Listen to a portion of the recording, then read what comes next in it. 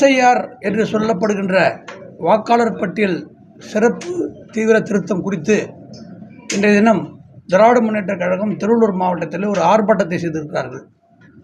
அது ஒரு முட்டாள்தனமான காரியமாகவும் விஷயமாகவும் திருவள்ளூர் மாவட்ட அதிமுக சார்பாக நாங்கள் பார்க்கிறோம். அதை பற்றி பத்திரிகையாளர்களை இன்று நேரடியாக சந்தித்து சொல்ல வேண்டும் என்பதுதான் இந்த சந்திப்பின் நோக்கம். இன்றைக்கு அரசியல் கட்சிகளுக்கு தேர்தல் மிக மிக முக்கியம். அதில் வாக்காளர் பட்டியல் என்பது ஒரு அடிப்படையான மிக முக்கியமான ஆவணம். அந்த ஆவணத்தில் குளறுபடிகள், பல்வேறு தவறுகள் நீண்ட காலமாக கலையாமல் இருக்கின்ற சூழ்நிலையில் தேர்தல் ஆணையம் இந்த நடவடிக்கை எடுத்துக்கொண்ட சூழ்நிலையில் அரசியல் கட்சிகளுக்கு அதுக்கு பல்வேறு வாய்ப்புகள் கொடுக்கப்பட்டிருக்கின்ற இந்த சூழ்நிலையில் அதை சரியான முறையில் பயன்படுத்தி கொண்டு இந்த வாக்காளர் பட்டியல் திருத்தம் என்பது நடத்தப்பட வேண்டும் என்பதுதான் சரியான விஷயமாக இருக்கும். எப்படி பார்த்தாலும் திராவிட முன்னேற்றக் கழகம், அதன் தலைவர் மு க ஸ்டாலின் அவர்கள், அந்த கட்சி இன்றைக்கு நடத்துகின்ற இந்த ஆர்ப்பாட்டம் அல்லது இதற்கு மத்திய அரசாங்கத்தை குற்றம் சொல்வது, தேர்தல் ஆணையத்தை குற்றம் சொல்வது என்று அத்தனை நிலைகளிலும் ஒரு தவறான அணுகுமுறையை கையாள்வதாகத்தான் நாங்கள் பார்க்கிறோம். அதை பற்றி இன்றைக்கு ஊடகங்கள் உங்களுக்கு அனைவருக்கும் நன்றாக தெரியும். இந்த வாக்காளர் பட்டியல் என்பது எப்படி இருக்கிறது என்பது நீண்ட நெடுங்காலமாக நாம் பார்த்து கொண்டிருக்கிறோம். இறந்தவர்கள் பட்டியல் பெயர் நீக்கப்படாமல் இருப்பது, ஒரே வாக்காளருக்கு 2 இடங்களில் பெயர் இருப்பது, ஒரே வாக்காளருக்கு ஒரே பட்டியலில் 2-3 இடங்களில் பெயர் இருப்பது, இப்படி பல விஷயங்கள் இருக்கிறது. இதையெல்லாம் சரி செய்ய வேண்டும் என்று சொன்னால் இந்த SIR door to door enumeration, வீடு வீடாக சென்று வாக்காளர் பட்டியலை சரிபார்த்து அவர்களுக்கு அந்த படிவுகளை கொடுத்து செய்கின்ற இந்த நடைமுறை நிச்சயமாக வாக்காளர் பட்டியலை தூய்மைப்படுத்தும். அரசியல் கட்சிகளுக்கு, போட்டியாளர்களுக்கு, தேர்தலில் போட்டியிடுகிற அத்தனை பேருக்கும் இது நிச்சயமாக நன்மையான ஒரு விஷயமாகத்தான் நாங்கள் பார்க்கிறோம். அதனால் இது திமுக எதிர்ப்பதை ஒரு முட்டாள்தனமான காரியமாக, இதை வைத்து அரசியல் செய்து மத்திய அரசை குறை சொல்வது, அதை வைத்து அரசியலில் தேர்தலில் அறுவடை செய்ய முடியுமா என்று திராவிட முன்னேற்ற கழகம் நினைப்பதாகத்தான் நாங்கள் பார்க்கிறோம். 6% வாக்குகள் வெளிமாநிலத்தோட வாக்குகள் இருக்கு. இதுதான் தேர்தலில் வெற்றியை தீர்மானிக்கிறது. அதெல்லாம் உள்ள கொண்டு வர மத்திய அரசு முயலுது. இதை வன்மையாக கண்டிக்கணும்னு எதிர்ப்பு தெரிவித்து இன்றைக்கி ஆர்ப்பாட்டம் பண்ணாங்க. அதான் தப்புன்றேன் நான். உங்களுக்கு எல்லா வாய்ப்பும் இதில் கொடுக்கப்பட்டிருக்கிறது. இன்றைக்கு நவம்பர் 4ஆம் தேதி ஆரம்பித்து டிசம்பர் 4ஆம் தேதி வரையும் இந்த டோர் டு டோர் எனுமரேஷன் சேர்ப்பு படிவம் கொடுக்கப்படுகிறது. அதன் பிறகு டிசம்பர் 9ஆம் தேதி வரைவு வாக்காளர் பட்டியல் வெளியிடப்படுது. வரைவு வாக்காளர் பட்டியல் வெளியிடப்பட்ட பிறகு நம்முடைய மறுப்பு, அப்ஜெக்ஷன், உரிமை கோரல், இதை பற்றிலாம் சொல்ல மீண்டும் ஒரு காலம் கொடுக்கப்படுகிறது. அந்த காலத்தில் மறுபடியும் நம்ம BLA 2 என்ற ஒன்றை அரசியல் இயக்கம் சார்பாக நமக்கு கொடுக்கப்பட்டிருக்கிறது. அது மூலமாக நம்ம அப்ஜெக்ஷன் கொடுக்கலாம். சேர்த்தாலும் தப்பாக சேர்த்தாலும் அப்ஜெக்ஷன் கொடுக்கலாம், தப்பாக விடுபட்டாலும் அப்ஜெக்ஷன் கொடுக்கலாம். இதெல்லாம் முடிந்த பிறகு மீண்டும் அந்த இறுதி வாக்காளர் பட்டியல் வரும். அதுக்கப்புறம் கூட நீங்கள் அதுக்கு சேர்ப்பதற்கு படிவம் 6 கொடுத்து சேர்க்கலாம், படிவம் 7 கொடுத்து நீக்கலாம். எல்லா வாய்ப்புகளும் இருக்குது. அதையெல்லாம் பயன்படுத்தாமல் அரசியல் கட்சியை வைத்துக்கொண்டு, உங்கள் BLA 2 வைத்துக்கொண்டு, உங்கள் வழக்கறிஞரை வைத்துக்கொண்டு, இதுக்கு எல்லாத்துக்கும் மேலே AERO, EROக்கு மேலே டிஸ்ட்ரிக்ட் எலெக்ஷன் ஆஃபீஸர், மாவட்ட ஆட்சியர், அதுக்கு மேலே தேர்தல் ஆணையம், அதுக்கு மேலே நீதிமன்றம், இப்படி பல வழிமுறையில் அதையெல்லாம் பயன்படுத்தாமல் நீங்கள் ஆர்ப்பாட்டம் என்பது செய்வது நிச்சயமாக அரசியல், மத்திய அரசை குறை சொல்வதற்காக நீங்கள் செய்கிறீர்கள். உங்களுடைய அரசு அலுவலர்கள் தான் இந்த பணியை செய்கிறாங்க. நீங்கள் தான் இன்றைக்கு ஆட்சியாளர்கள். இதை கூட புரிந்து கொள்ளாமல் மக்களை ஏமாற்றுவதற்கு திசை திருப்பும் முயற்சியாகத்தான் இதை நாங்கள் பார்க்கிறோம். திமுக தலைமையில் இன்னைக்கு இந்த ஆர்ப்பாட்டம் நடந்திருக்கு. அவங்க தோல்வி பயத்தால் இதை செய்கிறாங்கன்ற மாதிரி நீங்கள் நினைக்கிறீங்க? எல்லாமே தான் அதாவது இது மத்திய அரசாங்கத்துக்கு எதிர்ப்பாக இதை சொல்லி அதை கட்டமைத்து அதன் அடிப்படையில் தேர்தலை மாற்ற முடியுமா என்று நினைக்கிறார்கள். 1. 2 தோல்வி பயம். 3 இன்றைக்கு இந்த தேர்தலில் அவர்களுக்கு சொல்வதற்கு எந்த சாதனையும் கிடையாது. 4.5 ஆண்டுகளில் தோல்வியடைந்த அரசாங்கமாக இருக்கிறார்கள்.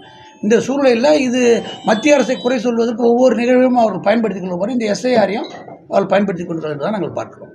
எலெக்ஷனுக்கு 4 மாதம் தான் இருக்குது அறிவிப்பு வெளியிட. அவசரமாக அதாவது தேவையான பயிற்சிகள் அளிக்கப்படாமல் தேர்தல் ஆணையத்தின் BLAக்கள் நியமிக்கப்பட்டு சீக்கிரமாக இந்த அவசரமான நடைமுறை எதுக்கு எலெக்ஷன் முடிஞ்சதுக்கு அப்புறம் நடத்தணும்னு தான் அவங்களோட கோரிக்கையாக இருக்குது.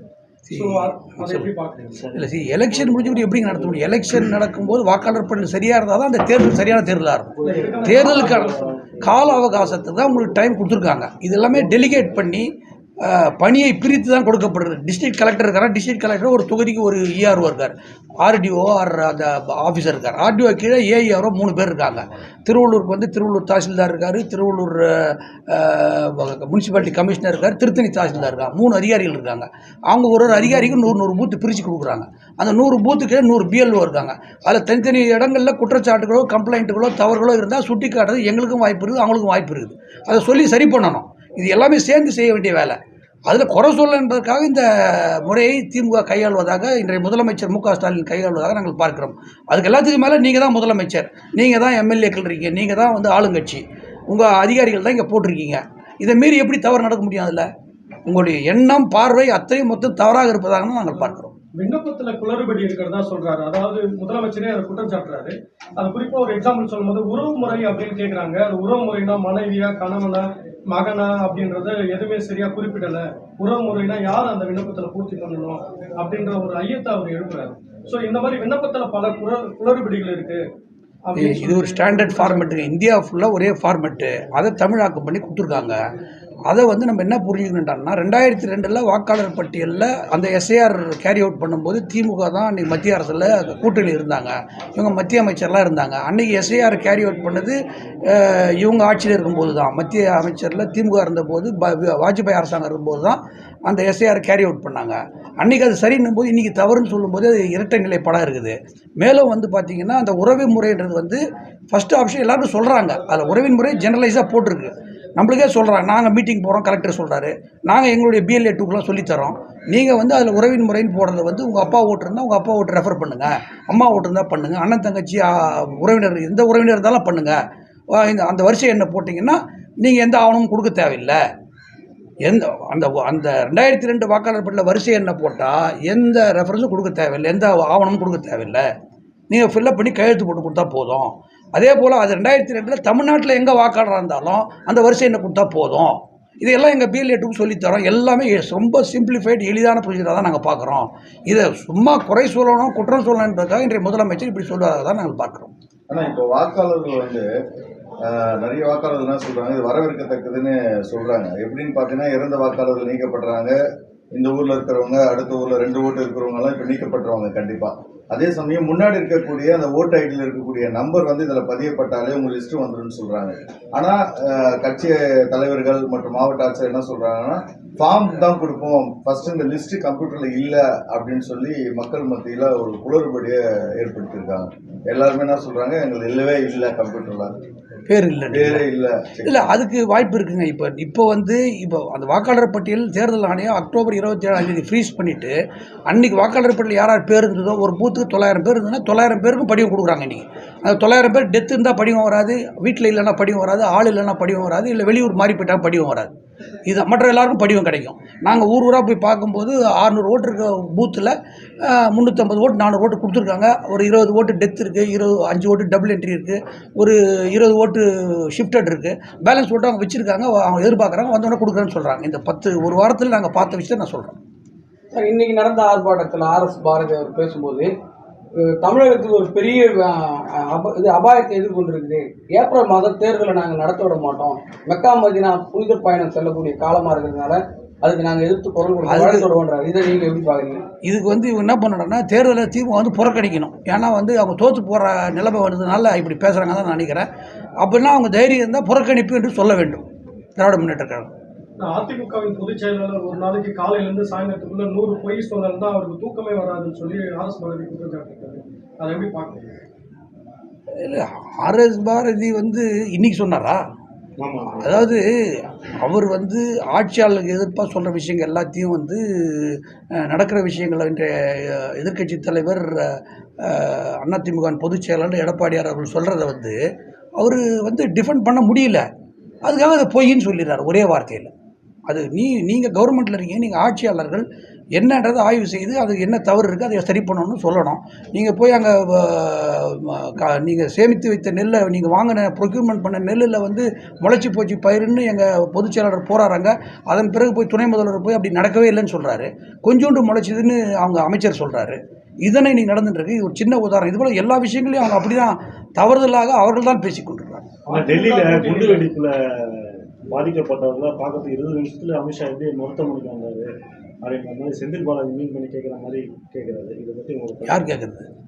ஆர்எஸ் பாரதி இல்ல கரூர் சம்பவத்துல செந்தில் பாலாஜி 30 நிமிஷத்துல அந்த சம்பவ இடத்துக்கு வந்தது எப்படி அப்படின்னு அதிமுக கேள்வி எழுப்பியிருந்தாங்க. ஆனா 20 நிமிஷத்துல குண்டு வெடிப்பு இடத்துக்கு நேரடியா அமித்ஷா வந்திருக்காரு, அது எப்படி அப்படின்னு சொல்லி கேட்கிறாரு. நயனார் நாகேந்திரனும் கேட்டாரு, எடப்பாடி கேட்டாரு. இப்ப இதுக்கு பதில் சொல்லுவாங்களா? மக்கள் தான் இதை பதில் சொல்லணும்னு சொல்றாரு, குற்றச்சாட்டா. அது இது ஒப்பிடுதலே தவறுதான விஷயம். அந்த விஷயத்தில் அந்த நபருடைய பேக்ரவுண்ட் என்னன்னு பார்க்கணும். சொல்ல குற்றம் சாட்டப்பட்ட நபர் கரூர் இன்சிடென்ட், அவருடைய பேக்ரவுண்ட் என்ன, அவருடைய வரலாறு என்ன, அவருடைய செயல்பாடுகள் என்ன, அவருடைய ஒவ்வொரு கட்சியிலையும் அவர் மாறுகின்ற எண்ணம் என்னன்னு பார்க்கணும். இப்போ உள்துறை அமைச்சரை பொறுத்தவரை அவர் அப்படி கட்சி மாறினவர்னு சொல்ல முடியாது. அவர் அங்கே டெல்லியில் இருக்கிறாரு, இன்சிடென்ட் நடக்குது, உடனே போகிறாரு. இது ஒரு தவறுதலான பொய்யான குற்றச்சாட்டாக தான் நான் பார்க்குறேன். இதெல்லாம் நாங்கள் செஞ்சோம், அப்போ எங்க மீது இவ்வளோ விமர்சனம் வருது. இப்போ அப்படிதான் வருங்க. இப்போ இதில் ஒரே ஒரு சிம்பிளான விஷயம், இதுக்கு பதில் சொல்ல வேண்டியது அவர் உள்துறை அமைச்சர் சொல்வார். நம்பர் 1. நம்பர் 2, என்னுடைய பார்வை என்னடான்னா, இவருடைய வரலாறு என்ன, அவருடைய வரலாறு என்னன்னு பார்க்கணும். அதனால் இது அது ஒப்பிடுதலே கூடாது. அங்கே எப்படி போனார்னா, அவர் எங்கே இருந்தார், எப்படி போனார்னு எனக்கு தெரியாது. அவர் தான் சொல்லணும். அவர் என்னை பொறுத்தவரைக்கும் அந்த அரசாங்கம், அந்த ஆட்சியாளர்கள் வெகு விரைவாக நடவடிக்கை தான் பார்க்கிறேன் நான். இந்த இன்சிடெண்ட்டை பொறுத்தவரையிலும் இந்த நபருடைய இங்கே குற்றம் சாட்டப்பட்ட நபருடைய பின்புலம், வரலாறு, அதை தான் பார்க்கணும். பாஜக இருக்கு, அப்போ பாஜக தான் வெளிமாநில ஓட்டர்ஸ் சேர்த்தா இந்த எஸ்ஐஆர்ல சேர்க்கவே முடியாது சார். வெளிமாநில கூட்டணிக்கு சாதகமா ஓட்டு வரும்ன்றதுனால நீங்க அதுக்கு யாருமே தவறுதலாக ஓட்டை சேர்க்க முடியாது. அதுக்கு தான் உங்கள் BLA 2 வச்சுருக்கீங்க. உங்களுக்கு கட்சி நடத்துறதுக்கு வாய்ப்பு இருக்கா இல்லையான்னு நீங்கள் தான் முடிவு பண்ணணும். உங்கள் BLA 2 அந்த பூத்தில் போய் வெளி மாநில வாக்காளர் சேர்த்தா நீங்கள் போய் அப்ஜெக்ட் பண்ணுங்கள். அதுக்கு தானே BLA 2 கொடுத்துருக்காங்க உங்களுக்கு. அது முடியலன்னா இப்போ உங்கள் நிர்வாகம் சரியில்லையா, இல்லை நீங்கள் சரியில்லைன்னா நீங்கள் தான் பார்க்கணும். திருவள்ளூர் மாவட்டத்தில் அனைத்து இந்திய அண்ணா திராவிட முன்னேற்ற கழகம் எடப்பாடியார் 2026 அறுதி பெரும்பான்மை பெற்று முதலமைச்சராக தமிழ்நாட்டிலே பதவியேற்றார். 200 சீட்டு ஜெயிப்போம் அப்படின்னு சொல்றாரு ஆர்எஸ் பாரதி. அதிமுகவோட கவுண்டிங் நம்பர்ஸ் என்ன? அனைத்து இந்திய அண்ணா திராவிட முன்னேற்ற கழகம் 200 தொகுதிகளுக்கு மேல் வெற்றி பெற்று அடுத்த ஆட்சி 2026 எடப்பாடியார் முதலமைச்சராக அமர்வார். அதில் எந்தவித மாற்று கருத்தும் கிடையாது.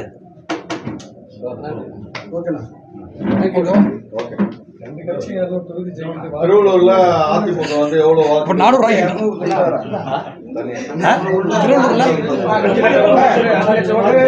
திருவள்ளூர் மாவட்டத்தை பொறுத்தவரை 10 தொகுதிகள் அடங்கியிருக்கு. இந்த 10 தொகுதிகளில் எல்லாமே அதிமுக ஜெயிக்குமா, எப்படி சொல்லுங்க? அனைத்தும் அதிமுகவை வெற்றி பெற்று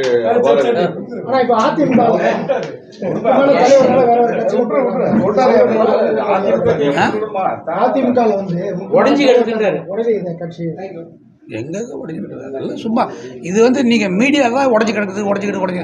இப்போ இன்றைக்கி திமுக அங்கே ரோடு மக்களே போக முடியாத அளவுக்கு அந்த ஆர்ப்பாட்டத்தில் மிகப்பெரிய அசௌகரியம் ஏற்பட்டது. நம்ம இது முன்னாடி பேசியிருந்தோம். அதை பற்றி நியூஸ் போடுங்க. அதிமுகவில் உடஞ்சிது ஒன்றும் உடையவே இல்லை, கரெக்டாக இருக்குது. எடப்பாடியார் முதலமைச்சர் அவர் அதிமுகவுடைய தொண்டர்கள் பர்ஃபெக்டாக இருக்காங்க, கரெக்டாக இருக்காங்க. அதிமுக ரெட்டை இல்லை, அதிமுக இயக்கம் இல்லை, அது சேருவாங்க. கட்சி மிகப்பெரிய விஷயங்க. கட்சியுடைய தலைமை கட்சி இதுதான் பெருசு.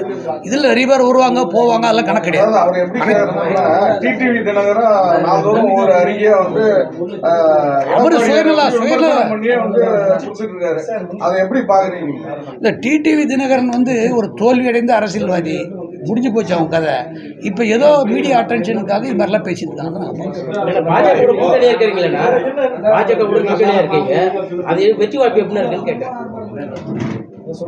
அனைத்து இந்திய அண்ணா திராவிட முன்னேற்ற கழக தலைமையிலான கூட்டணி தமிழ்நாட்டில் மாபெரும் வெற்றி பெறும்.